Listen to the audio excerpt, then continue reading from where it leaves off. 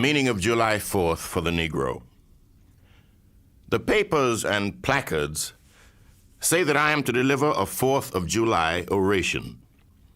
This certainly sounds large and out of the common way for me. It is true that I have often had the privilege to speak in this beautiful hall and to address many who now honor me with their presence. But neither their familiar faces nor the perfect gauge I think I have of Corinthian Hall seems to free me from embarrassment. The fact is, ladies and gentlemen, the distance between this platform and the slave plantation from which I escaped is considerable, and the difficulties to be overcome in getting from the latter to the former are by no means slight. That I am here today is, to me, a matter of astonishment as well as of gratitude. You will not, therefore, be surprised if in what I have to say I evince no elaborate preparation, nor grace my speech with any high-sounding exordium. With little experience and with less learning, I have been able to throw my thoughts hastily and imperfectly together, and trusting to your patient and generous indulgence, I will proceed to lay them before you. This, for the purpose of this celebration, is the 4th of July. It is the birthday of your national independence and of your political freedom. This, to you, is what the Passover was to the emancipated people of God. It carries your minds back to the day and to the act of your great deliverance, and to the signs and to the wonders associated with that act and that day. This celebration also marks the beginning of another year of your national life and reminds you that the Republic of America is now 76 years old. I am glad, fellow citizens, that your nation is so young. 76 years, though a good old age for a man, is but a mere speck in the life of a nation. 70 years and 10 is the allotted time for individual men, but nations number their years by thousands. According to this fact, you are, even now, only in the beginning of your national career, still lingering in the period of childhood. I repeat, I am glad this is so. There is hope in the thought, and hope is much needed under the dark clouds which lower above the horizon. The eye of the reformer is met with angry flashes, portending disastrous times. But his heart may well beat lighter at the thought that America is young, and that she is still in the impressible stage of her existence. May he not hope that high lessons of wisdom, of justice, and of truth will yet give direction to her destiny. Were the nation older, the patriot's heart might be sadder, and the reformer's brow heavier. Its future might be shrouded in gloom, and the hope of its prophets go out in sorrow. There is consolation in the thought that America is young. Great streams are not easily turned from channels worn deep in the course of ages. They may sometimes rise in quiet and stately majesty and inundate the land, refreshing and fertilizing the earth with their mysterious properties. They may also rise in wrath and fury and bear away on their angry waves the accumulated wealth of years of toil and hardship. They, however, gradually flow back to the same old channel and flow on as serenely as ever. But while the river may not be turned aside, it may dry up and leave nothing behind but the withered branch and the unsightly rock, to howl in the abyss-sweeping wind the sad tale of departed glory. As with rivers, so with nations. Fellow citizens, I am not wanting in respect for the fathers of this republic. The signers of the Declaration of Independence were brave men. They were great men, too, great enough to give frame to a great age. It does not often happen to a nation to raise at one time such a number of truly great men. The point from which I am compelled to view them is not certainly the most favorable. And yet, I cannot contemplate their great deeds with less than admiration. They were statesmen, patriots, and heroes, and for the good they did, and the principles they contended for, I will unite with you to honor their memory. They loved their country better than their own private interests. And though this is not the highest form of human excellence, all will concede that it is a rare virtue, and that when it is exhibited, it ought to command respect. He who will intelligently lay down his life for his country is a man whom it is not in human nature to despise. Your fathers staked their lives, their fortunes, and their sacred honor on the cause of their country. In their admiration of liberty, they lost sight of all other interest. They were peace men, but they preferred revolution to peaceful submission to bondage. They were quiet men, but they did not shrink from agitating against oppression. They showed forbearance, but they knew its limits. They believed in order, but not in the order of tyranny. With them, nothing was settled that was not right. With them, justice, liberty, and humanity were final, not slavery and oppression. You may well cherish the memory of such men. They were great in their day and generation. Their solid manhood stands out the more as we contrast it with these degenerate times. How circumspect, exact, and proportionate were all their movements. How unlike the politicians of an hour. Their statesmanship looked beyond the passing moment and stretched away in strength into the distant future. They seized upon eternal principles and set a glorious example in their defense. Mark them.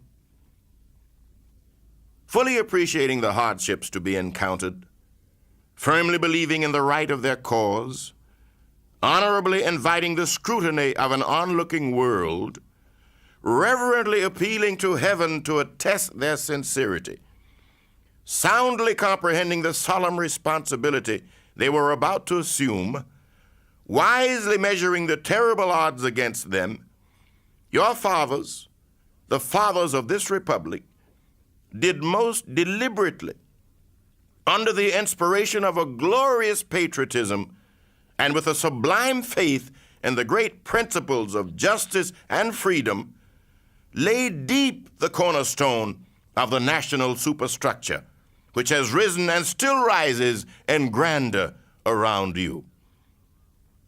Of this fundamental work, this day is the anniversary. Our eyes are met with demonstrations of joyous enthusiasm. Banners and pennants wave exultingly on the breeze. The din of business, too, is hushed.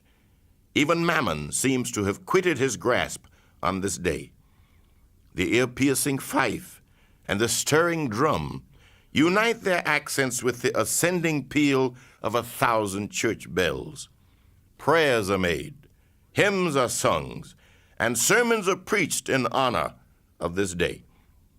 while the quick martial tramp of a great and multitudinous nation, echoed back by all the hills, valleys, and mountains of a vast continent, bespeak the occasion one of thrilling and universal interest, a nation's jubilee. Fellow citizens, pardon me. Allow me to ask, why am I called upon to speak here today? What have I, or those I represent, to do with your national independence? Are the great principles of political freedom and of national justice embodied in that Declaration of Independence extended to us? And am I, therefore, called upon to bring our humble offering to the national altar and to confess the benefits and express devout gratitude for the blessings resulting from your independence to us? Would to God, both for your sakes and ours, that an affirmative answer could be truthfully returned to these questions. Then would my task be light and my burden easy and delightful. For who is there so cold that a nation's sympathy could not warm him? Who so obdurate and dead to the claims of gratitude that would not thankfully acknowledge such priceless benefits? Who so stolid and selfish that would not give his voice to swell the hallelujahs of a nation's jubilee when the chains of servitude had been torn from his limbs? I am not that man. In a case like that, the dumb might eloquently speak, and the lame man leap as an hart. But such is not the state of the case. I say it with a sad sense of disparity between us. I am not included within the pale of this glorious anniversary. Your high independence only reveals the immeasurable distance between us. The blessings in which you this day rejoice are not enjoyed in common. The rich inheritance of justice, liberty, prosperity, and independence bequeathed by your fathers is shared by you, not by me. The sunlight that brought light and healing to you has brought stripes and death to me. This 4th of July is yours, not mine. You may rejoice. I must mourn. To drag a man in fetters into the grand illuminated temple of liberty and call upon him to join you in joyous anthems were inhuman mockery and sacrilegious irony. Do you mean, citizens, to mock me by asking me to speak today? If so, there is a parallel to your conduct. And let me warn you that it is dangerous to copy the examples of a nation whose crimes, towering up to heaven, were thrown down by the breath of the Almighty, burying that nation in irrevocable ruin. I can today take up the plaintive lament of a peeled and woe-smitten people. By the rivers of Babylon, there we sat down. Yea, we wept when we remembered Zion. We hanged our harps upon the willows in the midst thereof. For there, they that carried us away captive required of us a song, and they that wasted us required of us mirth, saying, Sing us one of the songs of Zion. How shall we sing the Lord's song in a strange land? If I forget thee, O Jerusalem, let my right hand forget her cunning. If I do not remember thee, let my tongue cleave to the roof of my mouth. Fellow citizens, above your national tumultuous joy, I hear the mournful wail of millions whose chains, heavy and grievous yesterday, are today rendered more intolerable by the jubilee shouts that reach them. If I do forget, if I do not faithfully remember those bleeding children of sorrow this day, may my right hand forget her cunning, and may my tongue cleave to the roof of my mouth.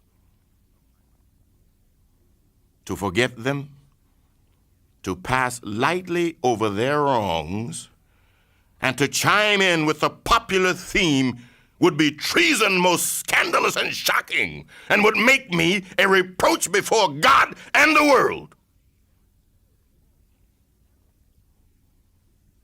My subject, then, fellow citizens, is American slavery. I shall see this day and its popular characteristics from the slave's point of view. Standing there, identified with the American bondman, making his wrongs mine, I do not hesitate to declare with all my soul that the character and conduct of this nation never looked blacker to me than on the 4th of July. Whether returned to the declarations of the past or to the professions of the present, the conduct of the nation seems equally hideous and revolting. America is false to the past, false to the present, and solemnly binds herself to be false to the future. Standing with God and the crushed and bleeding slave on this occasion, I will, in the name of humanity, which is outraged, in the name of liberty, which is fettered, in the name of the Constitution and the Bible, which are disregarded and trampled upon, dare to call in question and to denounce with all the emphasis I can command everything that serves to perpetuate slavery, the great sin and shame of America. I will not equivocate. I will not excuse. I will use the severest language I can command. And yet not one word shall escape me that any man whose judgment is not blinded by prejudice, or who is not at heart a slaveholder, shall not confess to be right and just. But I fancy I hear someone of my audience say, it is just in this circumstance that you and your brother abolitionists fail to make a favorable impression on the public mind. Would you argue more and denounce less? Would you persuade more and rebuke less? Your cause would be much more likely to succeed. But I submit, where all is plain, there is nothing to be argued. What point in the anti-slavery creed would you have me argue? On what branch of the subject do the people of this country need light? Must I undertake to prove that the slave is a man? That point is conceded already. Nobody doubts it. The slaveholders themselves acknowledge it in the enactment of laws of their government. They acknowledge it when they punish disobedience on the part of the slave. There are 72 crimes in the state of Virginia which, if committed by a black man, no matter how ignorant he be, subject him to the punishment of death, while only 2 of the same crimes will subject a white man to the like punishment. What is this but the acknowledgement that the slave is a moral, intellectual, and responsible being? The manhood of the slave is conceded. It is admitted in the fact that Southern statute books are covered with enactments forbidding, under severe fines and penalties, the teaching of the slave to read or to write. When you can point to any such laws in reference to the beasts of the field, then I may consent to argue the manhood of the slave. When the dogs in your street, when the fowls of the air, when the cattle on your hills, when the fish of the sea and the reptiles that crawl shall be unable to distinguish the slave from a brute, then will I argue with you that the slave is a man. For the present, it is enough to affirm the equal manhood of the Negro race. Is it not astonishing that while we are plowing, planting, and reaping, using all kinds of mechanical tools, erecting houses, constructing bridges, building ships, working in metals of brass, iron, copper, silver, and gold, that while we are reading, writing, and ciphering, acting as clerks, merchants, and secretaries, having among us lawyers, doctors, ministers, poets, authors, editors, artists, and teachers, that while we are engaged in all manner of enterprises common to other men, digging gold in California, capturing the whale in the Pacific, feeding sheep and cattle on the hillside, living, moving, acting, thinking, planning, living in families as husbands, wives, and children, and above all, confessing and worshiping the Christian's God, and looking hopefully for life and immortality beyond the grave, we are called upon to prove that we are men. Would you have me argue that man is entitled to liberty, that he is the rightful owner of his own body? You have already declared it. Must I argue the wrongfulness of slavery? Is that a question for Republicans? Is it to be settled by the rules of logic and argumentation as a matter beset with great difficulty, involving a doubtful application of the principle of justice, hard to be understood? How should I look today in the presence of Americans, dividing and subdividing a discourse to show that men have a natural right to freedom, speaking of it relatively and positively, negatively and affirmatively? To do so would be to make myself ridiculous and to offer an insult to your understanding. There is not a man beneath the canopy of heaven that does not know that slavery is wrong for him. What? Am I to argue that it is wrong to make men brutes, to rob them of their liberty, to work them without wages, to keep them ignorant of their relations to their fellow men, to beat them with sticks, to flay their flesh with the lash, to load their limbs with irons, to hunt them with dogs, to sell them at auction, to sunder their families, to knock out their teeth, to burn their flesh, to starve them into obedience and submission to their masters? Must I argue that a system thus marked with blood and stained with pollution is wrong?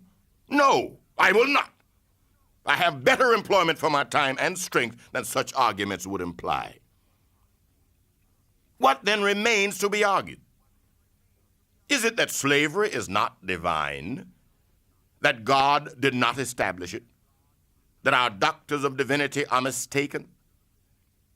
There is blasphemy in the thought. That which is inhuman cannot be divine. Who can reason on such a proposition? They that can may. I cannot. The time for such argument is past.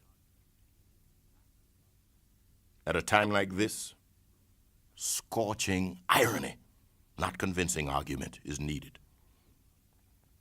Oh, had I the ability and could reach the nation's ear, I would today pour out a fiery stream of biting ridicule, blasting reproach, withering sarcasm, and stern rebuke.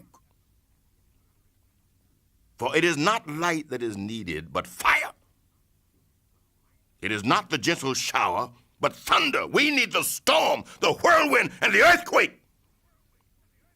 The feeling of the nation must be quickened. The conscience of the nation must be roused. The propriety of the nation must be startled. The hypocrisy of the nation must be exposed, and its crimes against God and man must be proclaimed and denounced.